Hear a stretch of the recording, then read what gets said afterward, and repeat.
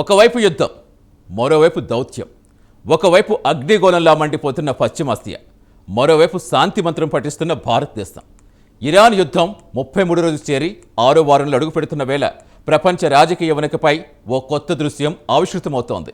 బాంబుల మోత మోగుతున్న, క్షిపణులు నిప్పులు కక్కుతున్న హర్ముజ్ జలసంధిలో భారత నౌకలు మాత్రం నిర్భయంగా పయనిస్తున్నాయి. ఇది యాదృచ్ఛికమా? కానే కాదు. తెర వెనుక భారత్ నడుపుతున్న ఒక శక్తివంతమైన దౌత్యానికి నిలువెత్తు నిదర్శనం. శత్రువులుగా మారిన దేశాలు సైతం శాంతి కోసం భారత్ వైపు ఎందుకు చూస్తున్నాయి? ఈ అగ్నిగుండెల్లో విశ్వగురువుగా భారత్ పాత్రేంటి?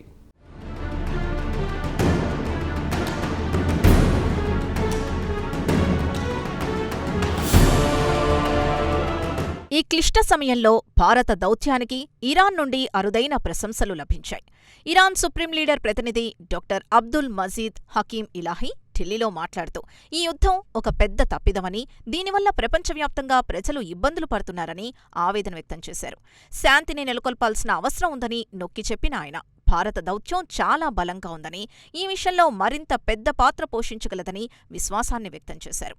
అంతకుముందు ఇరాన్ రాయబారి కూడా న్యూఢిల్లీ ఈ సంక్షోభాన్ని తగ్గించడంలో సానుకూల పాత్ర పోషించగలదని వ్యాఖ్యానించడం భారత్ సమతుల్య విదేశాంగ విధానానికి లభించిన గుర్తింపుగా చెప్పవచ్చు.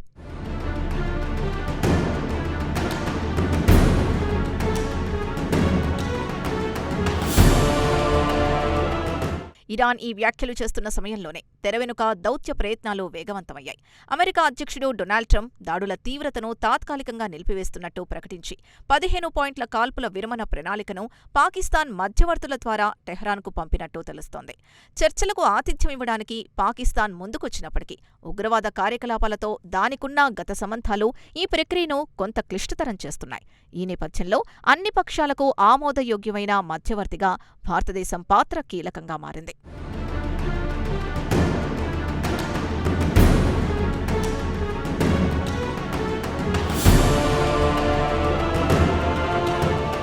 ఒకవైపు యుద్ధ మేఘాలు కమ్ముకొని ఉన్నా, మరోవైపు దౌత్యపరమైన చర్చలు జరుగుతున్నా, హార్మూజ్ జలసంధిలో భారత నౌకల ప్రయాణం మాత్రం నిర్భయంగా, నిరాటంకంగా కొనసాగుతోంది.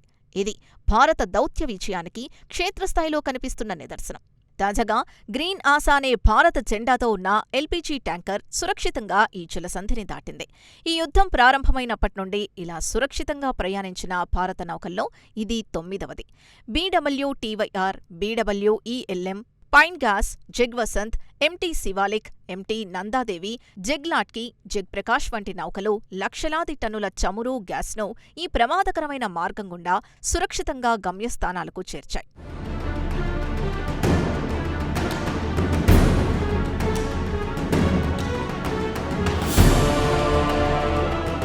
ఒక 6వ వారంలోకి అడుగుపెట్టిన ఈ యుద్ధం ఇప్పుడు ఒక ముగింపు దిశగా పయనిస్తున్నట్టు కనిపిస్తోంది.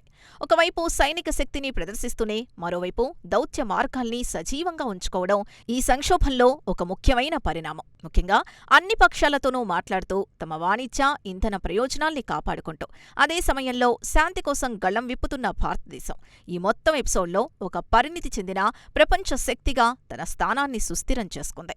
కాల్పుల విరమణ ఒప్పందం కుదిరితే ఆ విజయంలో భారత దౌత్యానికి కూడా ఒక ముఖ్యమైన వాటా ఉంటుందనడంలో సందేహం లేదు.